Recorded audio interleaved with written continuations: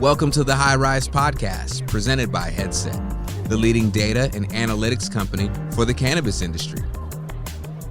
Welcome back to the High Rise, a laid-back, data-back conversation on all things cannabis, where we talk about Canadian LPs, U.S. MSOs, products, and market analysis through the lens of data.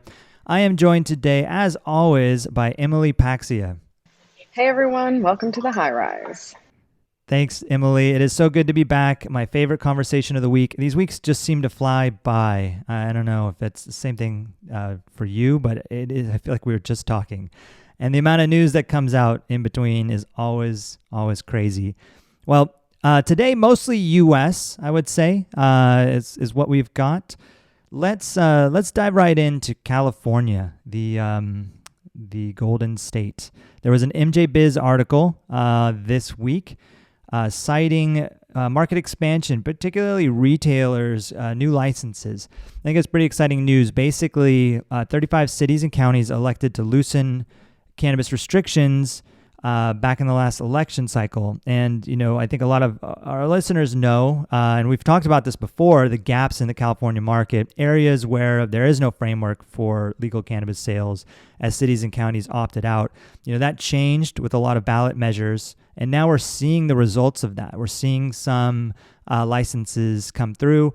I think the estimate was, 100 to 150 new licenses as the result of the last election season that can open up, which is great because we do know that the California market is underserved in the legal aspect. We've published some numbers on Headset about this, kind of the per capita spend, and I can see if I can look that up again as we kind of discuss this, but a lot of gaps, right? And so this is starting to close those gaps, long time coming. I think, this is just going to be inherent growth for the industry as these things open up.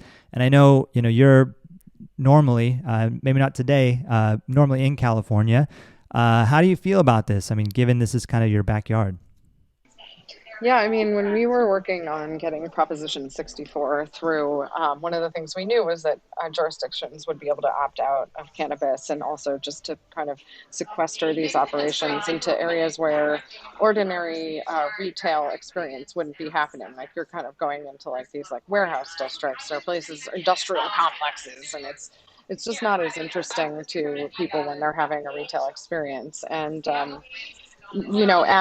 the pandemic kind of waged a bit of devastation on the state from an economic standpoint in terms of these local jurisdictions, now we start to see groups being more open to kind of adopting cannabis programs, inviting cannabis operators into their locations, and then furthermore, really kind of changing some of the requirements around the zoning. So you could be found in a plaza with other retail environments, other brick and mortar sales experiences. And I think that it's really important for the industry because I think people are starting to see that the stores, first of all, look different than what they thought. There are a lot of really beautiful cannabis stores in California, especially, where it's so competitive. I mean, if you just see like a Sweet Flower versus a Sarah versus a Spark versus a Apothecarium, I mean, those are all beautiful retail locations, and any landlord or any like shopping location should be very happy to have it there. And I think it also drives traffic. So if I was, for example, like a cafe, I'd be super happy if a cannabis store opened up next to me, because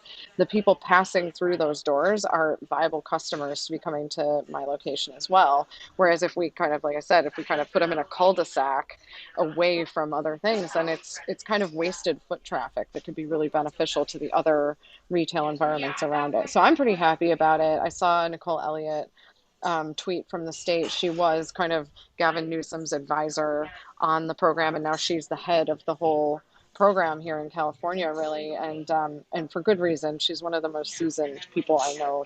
I've known her since she was in San Francisco, and I saw her tweet about it this morning, and she really is a champion for seeing this market continue to improve in California, and so I was pretty excited to see it. So.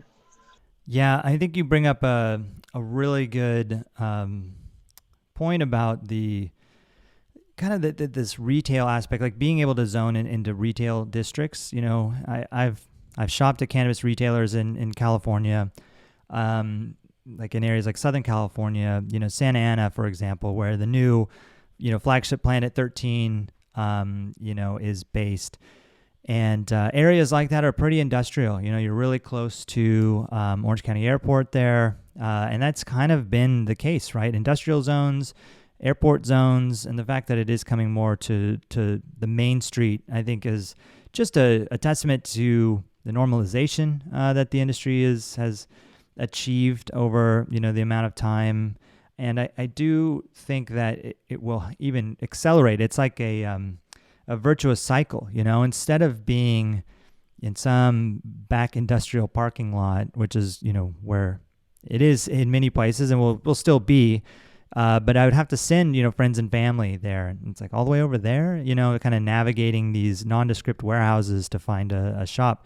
And now, they can be in a cafe and they can just see it right next door. And I think that will encourage people to walk in. You don't have to go so out of your way to go to a store, right? You can just maybe pop in, and those experiences you named, those brands have great experiences for consumers, both new, and existing consumers. So I'm pretty excited about it. I'm pretty excited about the opportunity to kind of move away from the illicit market and more access, that just naturally, you'll see some transition there of people out of the illicit market, which continues to be a challenge for California. And getting these regions opted in, those that opted out before, coming in now saying, you know what, it's not so bad, sky's not falling, and we could use the revenue as a city or as a county. And the consumers want it. They voted for it. They voted for change here. And so really good to see. It's one of those things where I remember this stuff happening in November and, these conversations, and then that was, in November. It's like might as well be years ago in the world we're at today. And here it is, right? Starting to pop up. And, maybe this will help shore up some of that per capita spend in certain areas where it's under indexed, right? The consumer, which signals like must be black market. They're buying cannabis somewhere. And now with more access, I think it's only going to be a good thing. So exciting to see, and exciting to see more. And let's hope more states follow, like with this type of thing. It's still, Yes. I'm recording here in Seattle, Washington, and you still have to kind of go out of your way. It's not so bad, but there are certain areas of Seattle where it's hard to access. Like you can't just be in a cafe and you see it across the street. So maybe we'll see this kind of trend go to other states. Yeah, I mean, I still remember Morgan and I happened to be in Washington, in Seattle, the day that the market opened there. 2014. Mm-hmm. And we went to what was the closest store we could find, and it was seriously like a standalone store with all these like empty lots next to it, which actually ended up working out for the store because people were lined up around the block. But I just thought, what a waste of directed traffic, of people being right there, captive audiences. If they could have been looking at what other retailers were around there while they were waiting in line, they could have potentially spread their commerce around. So I think this is all just, I think you and I talk about this a lot, that cannabis no longer should live in a silo. It's a consumer product. It's a wellness product. In some degrees, a medical product. And, it should be integrated more into society. And the fear of the sky falling has largely been dampened by, and even just this week, there were more research studies that came out of Colorado that indicated that legalization only really does have a net positive effect on everything from teen access all the way through to the safety of the consumption around it. And so I think that this is just one further example where it's like integrating it into the landscape of our lives doesn't mean that we're like pushing cannabis on people. What it does is it means it's normalized, it's accessible, but it's also really regulated. And so it's accessible only to the people who should have access to it, which is adults. So unless, of course, there's a prescription for the child with a certain condition, but that's a very different case than stumbling onto a retail store and walking in the door. But anyway, I'm excited about it. All of this is just a very tangible demonstration of progress. Absolutely. And the more you push it out into areas like that, the more it just perpetuates the stigma. This isn't something we want in our traditional retail districts for whatever reason. So now that that's kind of loosening, it's pretty exciting. And in markets like Colorado, you get consumption lounges coming around, and in markets like Denver and So yeah, it's all pushing in the right direction for sure. And yeah, I do kind of feel like a broken record sometimes with this, I'm sure, audience as well. But it's going the right way. So speaking of states, big news this week: Illinois July sales were published. Some notable takeaways here, and for those that listened last week, we talked about June numbers, and I mentioned we're going to have July numbers. So I do have some July numbers to share. But if you remember, the June numbers pretty flat. It was either flat or down, maybe with a couple exceptions, a percentage point here and there, but not great. And when you looked at Illinois May versus June, it was down a percentage. I think they did in May about $116 million in sales, in June $115 million in sales, and now they published their July numbers, and it's $128 million in sales. So, this is a good turnaround, and this is kind of what we're seeing in other markets here at Headset, that July was a really good month and kind of breaking this flatness that the industry's been dealing with. To give you context for Illinois, $128 million, that was versus $61 million last year, so they've more than doubled revenue. More good stuff coming out of Illinois recently with like licenses getting issued and the lottery kind of happening. So I think more and more, good news out of that market. It's a sizable market, a lot of population, but just really good to see kind of that breakdown. The last thing I'll say on it is that they do report on residents versus non-residents, which is crazy. At first I was like, how do they know it? Why do they know it? Are they tracking everybody? Obviously you get ID'd, but it's tracked at some level, but Illinois does have some restrictions on if you're a resident versus non-resident, what you can purchase. And if you're a resident, you can purchase up to 30 grams of cannabis flower, which is quite a bit. It's kind of possession limits. 500 milligrams of THC in a cannabis-infused product, like an edible. 5 grams of cannabis concentrate. That's what's reported. If you're a non-resident, you can only get half of that. And so when you look at the residents to non-residents, it's 2-to-1 on the sales ratio. So 2-to-1, which makes sense if you can only buy half. I don't know if that's how the math worked out. If more residents just came through in general, bought the same amount, just twice as many residents. But I thought that was an interesting data point that they do publish there, especially with markets around them not having adult use and what that means. And we've talked about that in the past as well. Yeah, I mean, it's funny. I was just talking with someone.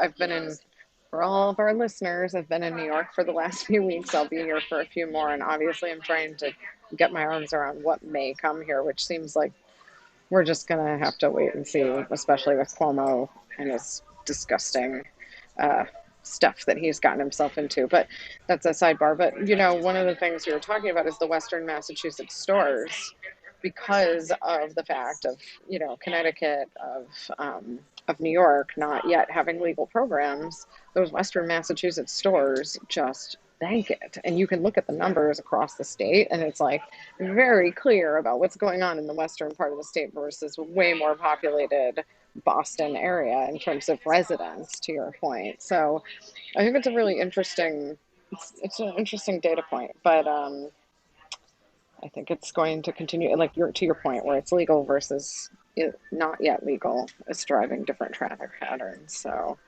it's very it's cool.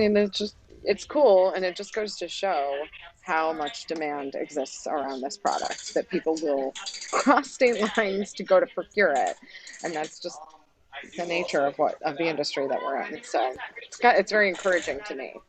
Yeah, when we look at county or like store sales in markets with adult use cannabis that are on the borders of states, like near Texas, and you see like a disproportionate amount of sales coming out of those areas, which is, I think, pretty clear, that people are crossing state lines, for that stuff. So Illinois kind of actually publishing that number is neat to see.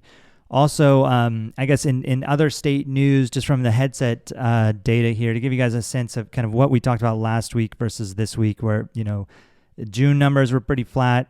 July hadn't closed out yet, but these markets like California up 3%, not a huge percentage, but you got to remember that California is a very big market. And so the more, sales that you see, the smaller the percentage growth is going to be.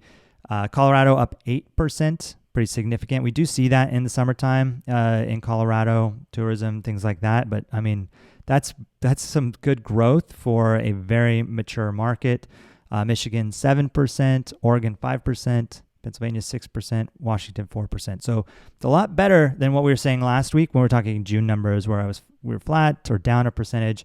And then you see what's coming out of Illinois, and what is it? They did 115 in June, and so that is, what is that? Is it 11%? If my math is right, increase to 128. So going from 115 to 128. So that's great, and it's only gonna keep growing. So maybe we're turning a corner here. It is strange days, in June things were kind of opening up. Yeah, the pandemic was cooling down. Now we're kind of open, but maybe not for long. Who knows what's going to happen here? But that could have impacted June. There was, stimulus stuff that was happening prior to that. So when you're just kind of looking month over month, it's really hard to kind of pin down what is going on. When we were talking last week, we were saying like share of wallet, like maybe people are spending more on restaurants and bars and going out, less on cannabis at that time.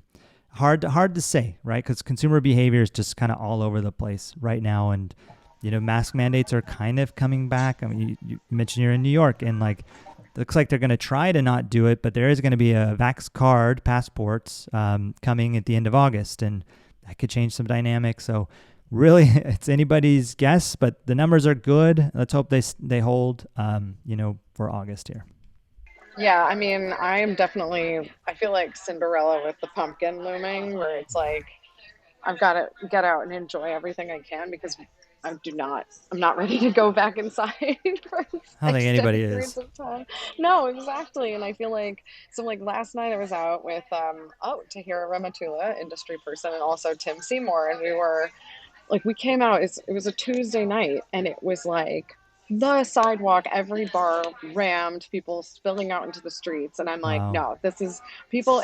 And also when you think about how inflation is felt very much at the restaurant and bar at this point, the tickets are really high. It's expensive to do these things, but I think it's just interesting. But I do think maybe there was, like you said, things are opening up. People like got out of the house right away, and now maybe it's more normalizing. But I think it's going to be a really hard time to establish any kind of patterns around what people are doing at this point, because the Delta variant's here, and Delta Plus is now emerging, and I mean, who knows? You're gonna have to beat me out.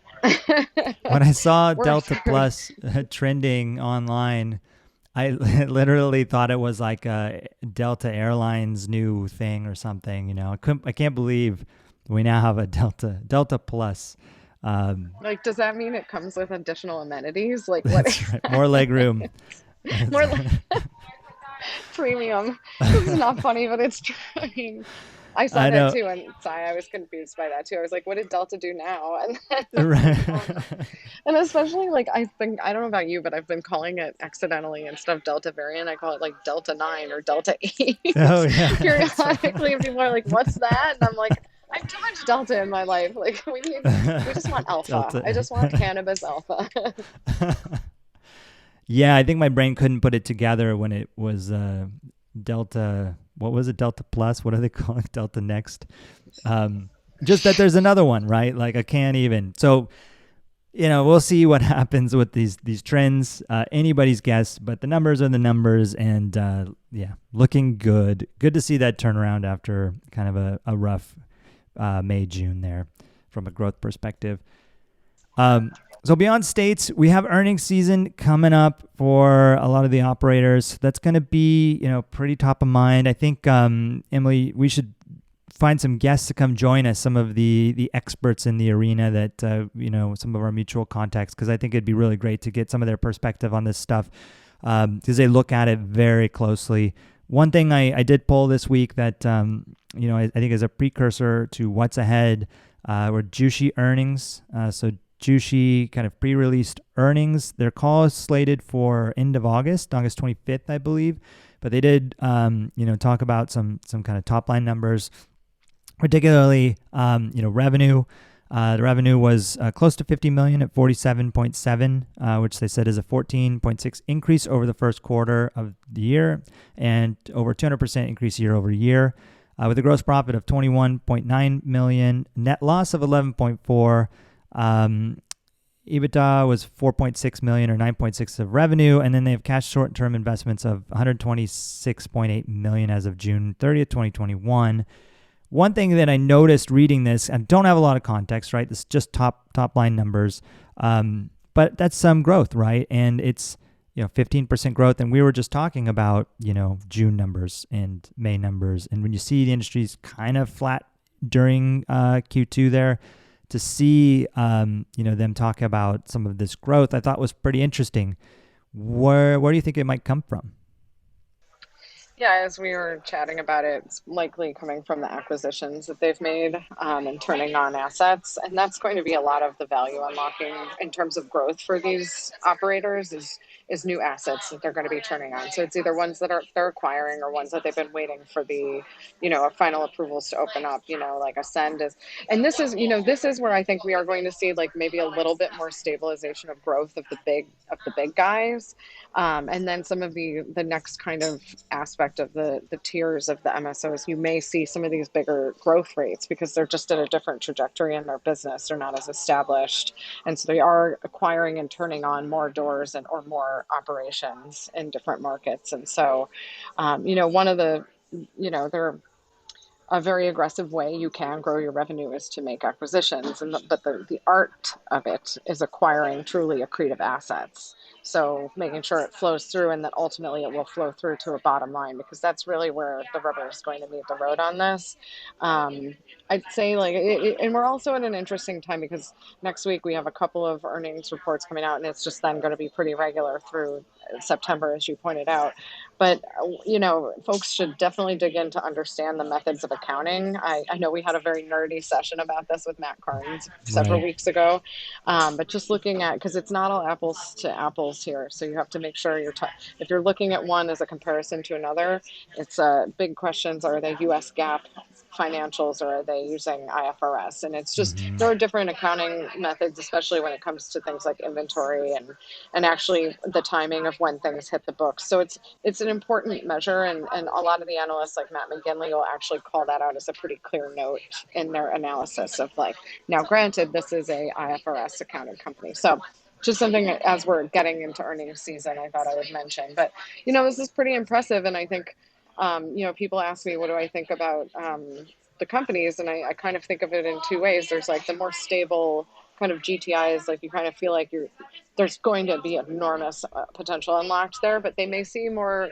modest incremental growth quarter over quarter until they do make another acquisition or do unlock some new assets. But some of these smaller, earlier, kind of younger MSOs, it's all relative, of course, could see these bigger jumps in growth as they're going after these more aggressive plans to establish their footprint. Yeah, that's all really, really good points. And, I'm hopeful we can help, our audience kind of understand a lot of this nuance of these reports that are going to be coming out.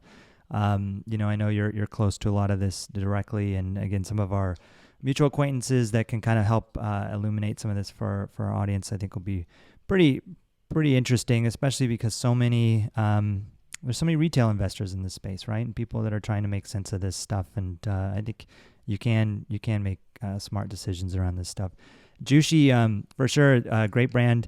I had the privilege of chatting with Dre Newman, their chief creative director, for a different podcast, Cannabis Packaged Goods, and kind of understanding, what they're doing, how they look at the world. And I think they're doing some smart stuff. And you did mention, creative through acquisitions. And I do remember reading some stuff around, stuff that's happening in California with them, Massachusetts, Nevada, Virginia.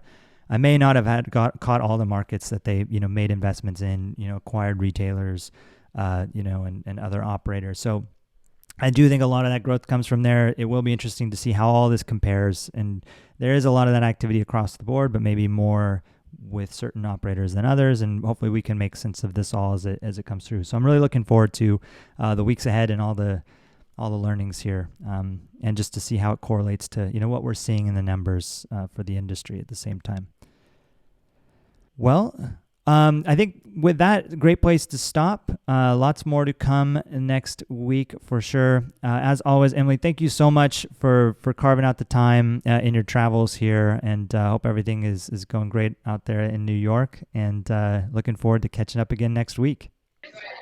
Oh man, thanks for having me. It's always fun to do a touch base on these things, so we'll keep it coming. Sounds great. All right, talk to you soon. Thanks for listening to the High Rise Podcast, presented by Headset. For more information on Headset, visit headset.io.